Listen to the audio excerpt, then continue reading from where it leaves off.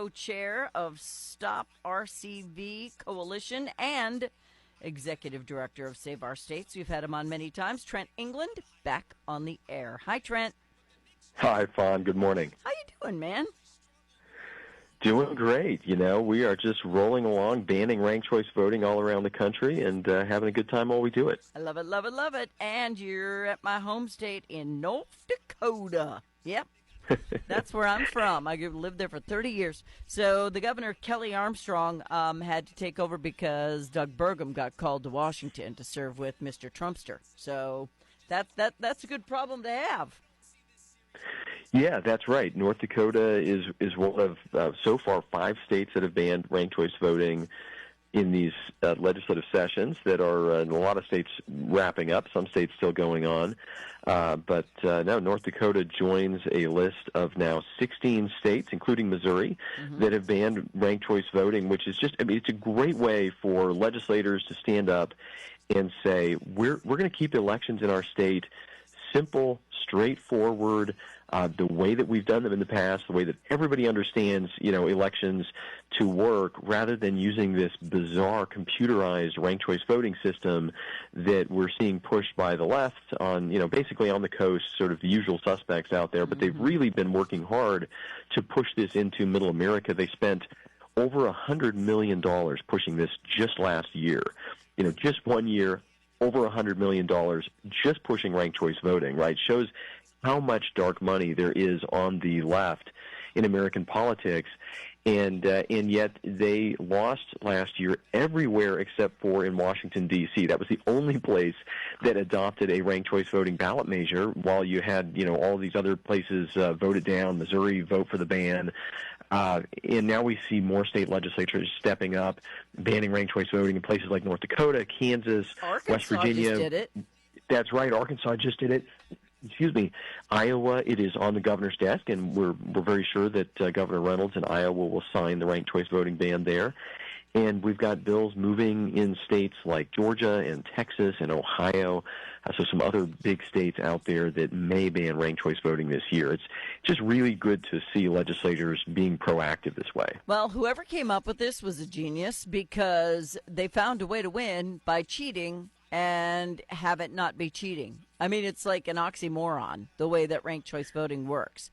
So I've had several guests on to try to explain it, and every time I have somebody on, people are still confused. But they continue to tally votes for people based on the rank of their position in the voting for the people who cast votes, and they can somehow win an election even though they didn't get the most votes. It's crazy. Yeah, we've seen this play out, especially in some city elections. And, I mean, Oakland, California has become, unfortunately, sort of an example of this, where, you know, they had an election a few years ago, and the front runner who was in first place after the counting, the first round, the second round, the third round, eventually it becomes the rankings, 7th, 8th, 9th place rankings on these ballots, while other ballots are being thrown out because people didn't necessarily, you know, rank all those candidates. But the people who ranked, you know, basically a bunch of loser candidates wind up deciding who wins with their, you know, 7th, 8th, 9th place rankings on the ballot. It's totally convoluted and bizarre, and essentially those people get a whole bunch more votes, because, you know, as their first place vote gets counted, but then their second place vote, then their third place vote, then their fourth place vote, while, you know, people who had voted for the front runner, they just had that one vote for the front runner counted in each round, right? They didn't get to, you know, they weren't essentially changing their mind. And so the people who voted for the biggest losers wind up being the kingmakers who decide who wins the election. It's just it's very strange. And the folks who are pushing ranked choice voting, they say, well, you know, bear with us because we know maybe it's a little more complicated, but it produces better elected officials. The mayor that was elected in that race in Oakland, she just had to resign in disgrace. She's being investigated by the FBI for corruption, and she was driving the city into the ground. So, you know, the idea that, well, you know, at least ranked choice voting gives us, you know, better politics and better elected officials.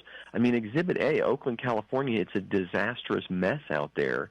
And so this is what we see with ranked choice voting. It doesn't deliver on its promises, and it's just convoluted and confusing. Well, people don't get it. When something's difficult to comprehend, people go in there and they guess. And when it's literally like having, or figuratively, like having a proposition on a ballot where yes means no and no means yes, because people think they're voting for something because of the way it's worded, when in fact they're voting against it.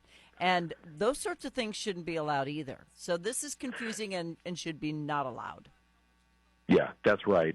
And one of the left's other secrets here is when they get ranked choice voting in a place like New York City, they got it in New York City a few years ago. Then they turn around right away after saying, "Oh, this isn't very complicated." They say, "Well, turns out it really is complicated. Yeah. We need millions of dollars for an educational campaign." And what do? Of course, it becomes a big slush fund for all of the left-wing political groups. So in New York City, all of a sudden they had this $12 million, ranked choice voting voter re-education slush fund that was doled out to all these left-wing political groups, supposedly to educate the voters about how to use ranked choice voting. So, I mean, that to me seems like a pretty corrupt way to manipulate the whole process, and very Steal telling, money. right? Yeah. That's right. They say, "Oh, it's not that complicated," and then they turn around and say, put their hand out and say, "Well, now we need a bunch of taxpayer dollars to try to educate That's a typical voters." move from them, though, Trent. I mean, we know that's been That's their right. core move for so many years. This is going to be better for everybody, so let's do it. And then all of a sudden, oh gosh, we need $1 zillion to fulfill it. Filling in a dot is really a simple process. So let us continue to just fill in the dot. That's what we want to do. We want to pick our person with a dot. That's right. I mean, a regular election is just a basic math problem, right? It's one vote plus one vote plus one vote, and on and on. And that is simple. People can understand it. We can all participate in that process. And, we can explain it to our kids, right? Yeah. It makes sense. It's the way to do elections, right? We don't need... What if we started giving college grades like this? What if we started doing that? I mean, everybody'd get really mad really fast when they got an F because all the Fs all of a sudden have the A's. Wouldn't that be funny? Yeah. No, that's right. That's right. And and you feed all the data into the computer, and people are just supposed to trust what comes out the other side. I mean, that's not the right way to do really anything in government, but it's certainly not the right way to run our elections. Well, my grandkids got a real good lesson, and I know this is an old story, but it's a good one, and it keeps coming back around. They all want food stamps. They all want to live. They want this free and that free, and I'm an American. I deserve to have this free. And then they get their paycheck, and they don't like this FICA guy because he's taking all their money, and they want to know what this is and that is, and why did I earn $700 but I only get $450? I'm like, welcome to taxation. So now you get it. Every time somebody gets something free, they're going to take more of your money and give it to them. Now they don't like it so much.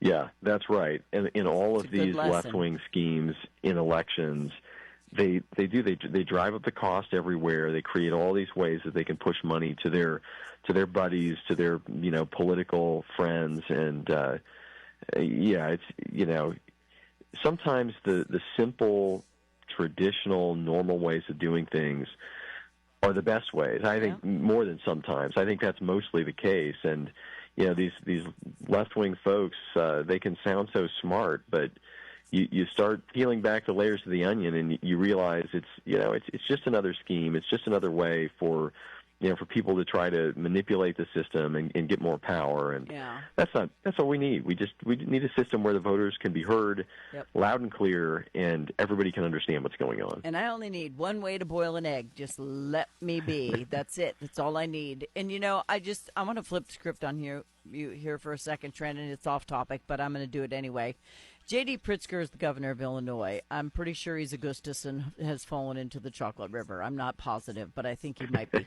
But he is literally calling for violence against Republicans. He is at the pulpit screaming and yelling, telling them to act out and to do things to people and to scare Republicans and to do these things. It sounds a little bit like inciting violence. Why is it not on a 24-hour news cycle, in your opinion?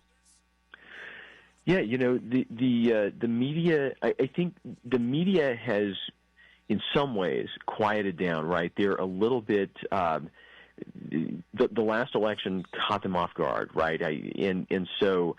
The kind of media bias that we see now is exactly what you're pointing out, Fawn.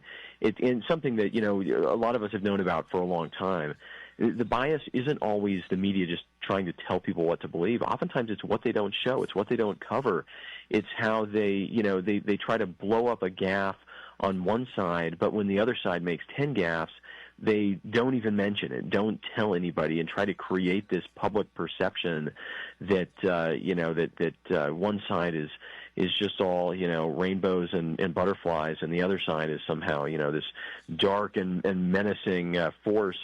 It's really dishonest, and I think it's part of why Donald Trump won. I think that so many Americans, because of the internet, because you can just go online and you can see clips of all these things, so many people broke through past the gatekeepers in the media. And it's not, I don't even think it's so much that people were persuaded, changed their opinions. It's just that they realized that the people they'd been listening to were lying to them, right? We're sick of it. Joe Biden, behind the scenes, he's got it all figured out. He's sharper than ever, right? I mean, I think that was the moment, the debate, the early debate, and Joe Biden dropping out, that a lot of Americans said, we just don't trust these people. And now every story about Trump is negative. The tariffs, this, tariffs, that. If you buy domestically, you're not paying for the tariffs. Just saying. But there are so many things they're saying right now that just are so convoluted and out of space. And the whole Ukraine thing, everything. We're working on a rebuilding with Ukraine. We've got a fund that we're going to help them rebuild. We're doing all these things trying to stop the war, but all they can do is scream about tariff, tariff, tariff, tariff, tariff, tariff, tariff. That's all they talk about. And with the 1.5 minutes that I have left, I just want to remind people that there are coalitions like the one Trent is in, not just the RCV, but also the Save Our States. There are coalitions everywhere. Look them up, find out what they're about, and learn the truth of what's going on in this country, because they are lying to you. And I get hate mail from people all the time, Trent, I'm sure you do too, of how I'm lying to them because they heard blah, blah, blah. And I'm like, oh, my goodness. You're never going to stop beating your head on a brick wall with some of these people. That's right. And, folks can go and see for themselves, right? I mean, they can go and they can watch the videos of Pritzker and, just these unhinged statements, some of the really crazy things that we've heard out of some of the Democrat members of Congress.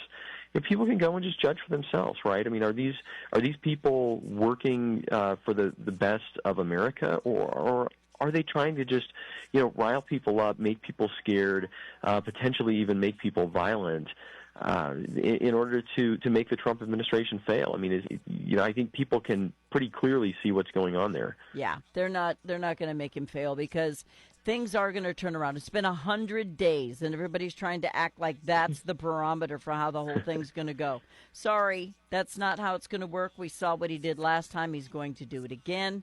And I cannot wait for everything to turn around and for ranked choice voting to get banned in every state except the ones that are lost hope anyway. Trent England, where do people learn more about you? Yep, folks can go to stoprcv.com and learn about our work against ranked choice voting, and saveourstates.com for what we do to defend the Electoral College. All right, do it. Trent England with RCV Coalition, Stop RCV Coalition, and Save Our States. I appreciate you, sir. Thanks for coming back on. Always a pleasure, Fawn. Thanks so much. Have a good one. Bye-bye.